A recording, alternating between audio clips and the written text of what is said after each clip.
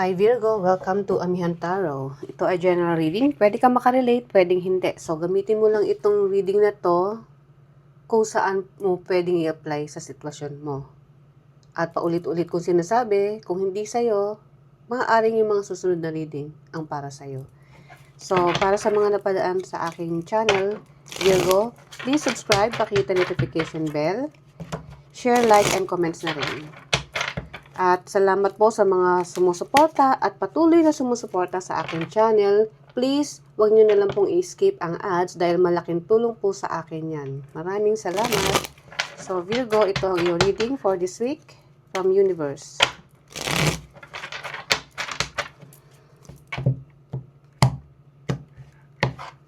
Ang iyong overall energy, the Empress, Challenge, the Magician, Focus, Two of Swords, Blessing, Two of Cups,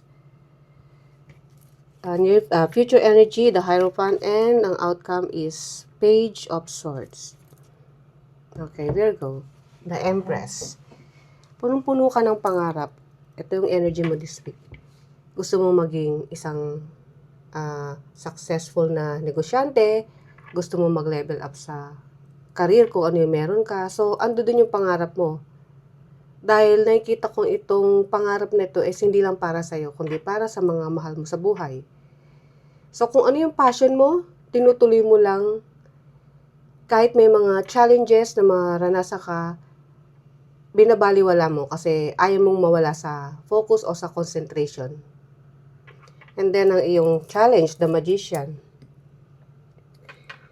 Speaking of, ayaw mong magkaroon ng, ayaw mong maging sagabal ang mga bagay-bagay or mga challenges sa buhay mo dahil may pinupurso ka. Then, kung ano man itong pinupurso mo, sometimes, hindi ka nga gumigive up, pero still may doubt. Kahit sabihin mo pang, let's say, Universe, ito po yung gusto ko. I want to manifest. Yes, ima-manifest mo, pero wag mong dadalhin ng takot. Wag mong hahaluan ng takot. Kasi yun na nakikita ko. Buo yung loob mo sometimes, pero meron kang pag-aalinlangan. So, kung talagang malakas ang loob mo at gusto mo yung manifestation, ay pumabor sa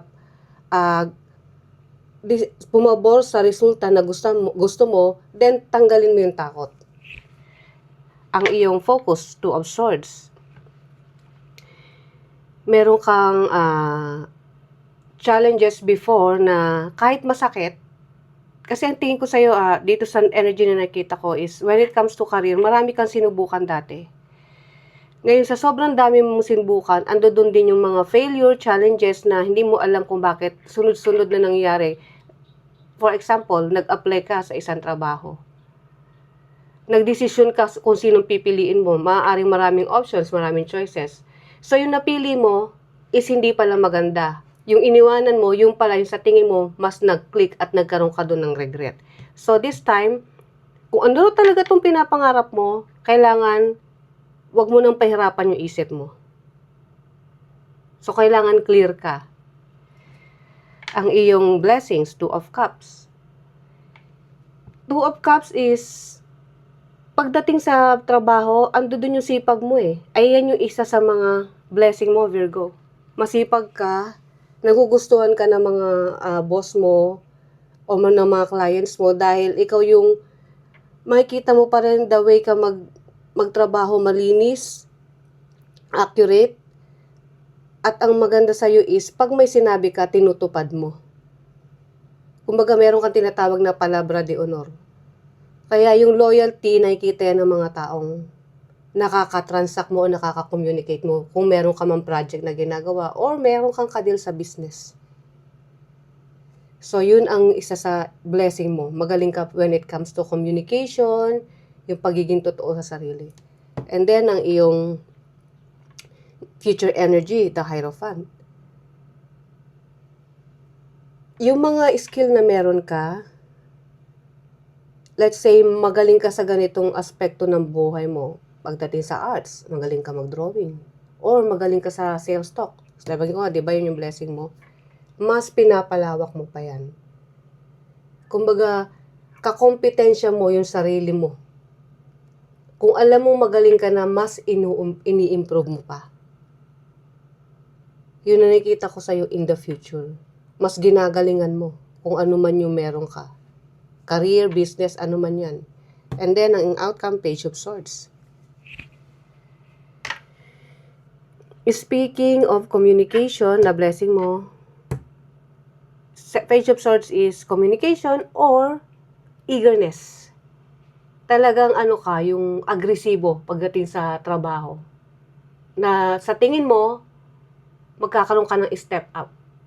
Or, mas magkakaroon ka ng security financially. Kaya, sabi ko nga, in the future, mas gagalingan mo. So, yung pagiging agresibo, kitang-kita sa'yo. Okay, let's clarify. Ano ang paparating universe kay Virgo this week? The Empress. Ace of Swords. Queen of Swords, puro swords. And the Ten of Cups. Wow! Virgo. Talagang puno-puno ka ng pangarap because Ace of Swords is kumbaga clear. Clear sa'yo kung anong ginagawa mo. Ando dun yun. While minsan may takot, pero hindi mo hinahayaang maging challenge sa'yo yun. Kasi itong pangarap mo is para sa pamilya mo. O mahal mo sa buhay. At talagang yung pinag-iisipan mo, bawat hakbang, bawat ginagawa mo, kumbaga detailed ka eh. Detalyado. Kung may mali, tinatanggal mo agad. Pinapalitan mo ng mas maganda. Kung ano man yun. Kasi nakita mo, may ginagawa ka, di ba?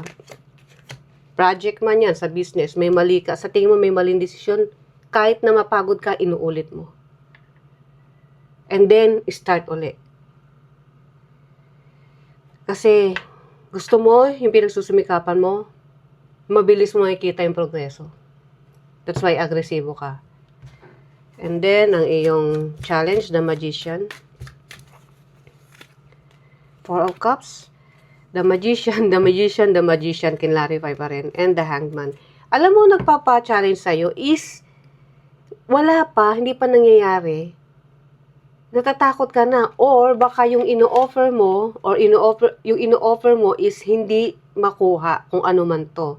Well, wag mo i-manifest yan. Kaya may the Magician dito, i-manifest mo raw yung sa tingin mo. Mas magkiklik ka kung ano man yung ginagawa mo. Huwag mong gawing balakid o huwag mong gawing complicated ang mga bagay-bagay.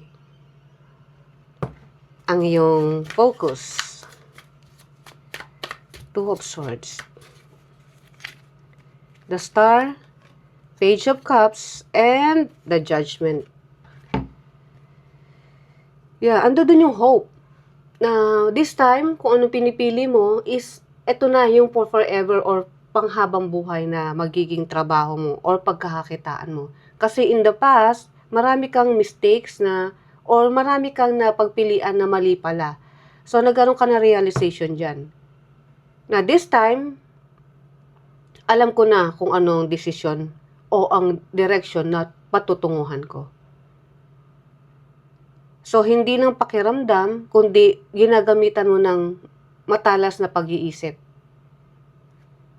Dahil based yan sa mga experience na nangyari sa'yo sa mga previous jobs, project, or career na nagkaroon ka. Two of Cups ang iyong blessing. Temperance. Two of Swords. Two of Swords din dito sa iyong focus. Diba? And the Lovers. Okay. Sabi ko nga, yung pagiging magaling mo pagdating sa trabaho, detalye, kumbaga tinitingnan mo kung may mistake, tinitingnan mo kung alam mo pa hindi may perfectionist ka kasi. Minsan hindi nakakaganda sa'yo dahil sa sobrang perfectionist mo, nag-overthink ka. Yun yung nagiging blockage mo. Kaya ngayon, since yun yung focus mo, magkakaroon ka ng clarity in the future.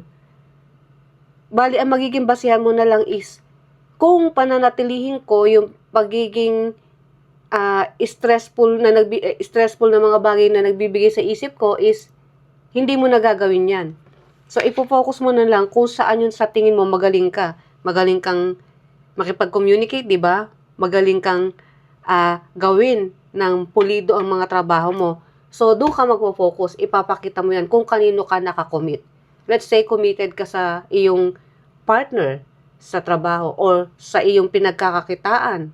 Kung ano man yung skill set na meron ka, doon mo i-commit yung sarili mo. So, kahit nakakapagod man, minsan, ang gagawin mo na lang in the future kasi nakikita ko meron kang magiging busy ka eh. Kasi kung ano man to, ibubuhos mo ng ang oras mo dyan ng halos 24/7, which is wag naman dahil baka kailangan mo rin ng pahinga. Kailangan mo rin ikalma yung mind mo at pati yung physical na katawan mo. So, kailangan mo lang i-balance. And then the Hierophant, ang iyong future energy. So, kung ano yung ginagawa mo ngayon, Virgo, ituloy mo lang. Magkakaroon ka ng bunga na gusto mo. The Hierophant, Five of Swords, the Wheel of Fortune, and the Hierophant. See? The Hierophant and the Hierophant. Ito yung near future mo. Oh, sorry, ito yung blessing mo. Ito yung future mo. Yeah. Yung skill set na meron ka, mas ini-improve mo pa. Sabi ko nga ang kakompetensya mo rito is yung sarili mo. This is conflict. Kino-conflict mo lang yung sarili mo. Huwag mong gawing complicated. Huwag kang mawala sa focus. Masyado ka kasing competitive minsan, Virgo eh.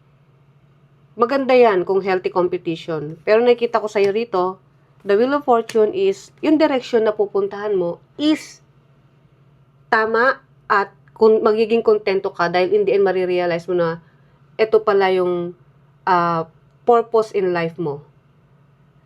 Or life purpose mo in the end.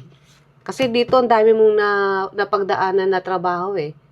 Andyan siguro, nakikita ko parang 6 months lang, aalis ka na dahil nagkakaroon ng conflict sa trabaho or yung boss mo, maaaring hindi mo nakakasundo.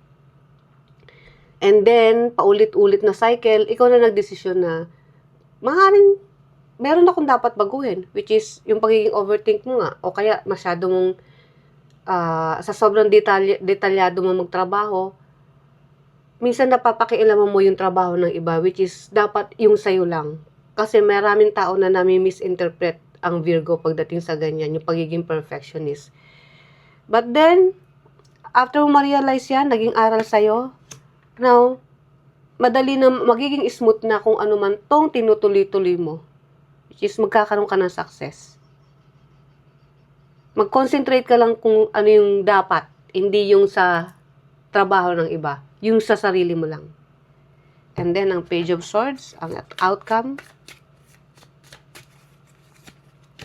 Ace of Wands, puro Ace the Justice, and the Eight of Wands. See?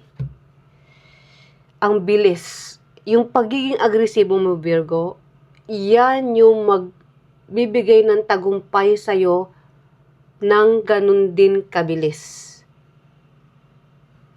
Dahil sa pagiging agresibo mo. At yes, kitang-kita rito. Dahil after mong balansehin ang buhay mo, tinanggap mo yung mga mali na decision mo in the past, at sa kasalukuyan, ina-apply mo kung ano yung naging lesson mo in life. And then ito, nagkaroon ka ng lesson at alam mo na kung ano yung gagawin mo, maging agresibo ka man. Dahil yung pagiging agresibo mo sa trabaho ngayon o sa ginagawa mo is para sa sarili mo at para sa mga mahal mo sa buhay. Yun na lang, hindi mo na pinapakialaman yung ibang bagay na hindi naman nagbibigay ng magandang sitwasyon sa buhay mo. Kumbaga magtrabaho ka ng tahimik. Ipakita mo yung meron ka, yung talent mo, kung ano yung galing mo. Kasi makikita yan ng tao. Kung ano yung performance mo, ibibigay sa'yo yung success na hinihiling mo. Okay, ano ang last na message para kay Virgo? Release resentment about money. Yes, the money system of the world can seem upsetting, but holding resentment about finances just pushes your abundance away. Instead, see money as a tool you can use to better the world, and this shift will help you attract support and golden opportunities. Yeah, huwag kang masyadong, kasi minsan 'di ba yung sinasabi ko sa sa sobrang detalyado mo, dahil sa pagiging competitive mo nga maski sa sarili mo, napapansin niya ng iba na hindi nagiging maganda resulta na nagkakaroon ng conflict. So why not magtrabaho ka na lang ng yung sa tingin mo magkakaroon ka ng peace of mind dahil wala kang makakaaway. At pagka ganyan na naging attitude mo, mas maraming tutulong na tao sa'yo kung ano man yung ginagawa mo ngayon. Once na baguhin mo yung pakikitungo mo sa kanila, yung masyadong pagiging perfectionist. And then makakita ka kung sino yung mga taong susuportahan ka sa journey na meron ka ngayon. Okay, Virgo, ito ang yung reading. I hope nagustuhan mo. See you ulit sa mga susunod pa nating reading. Bye!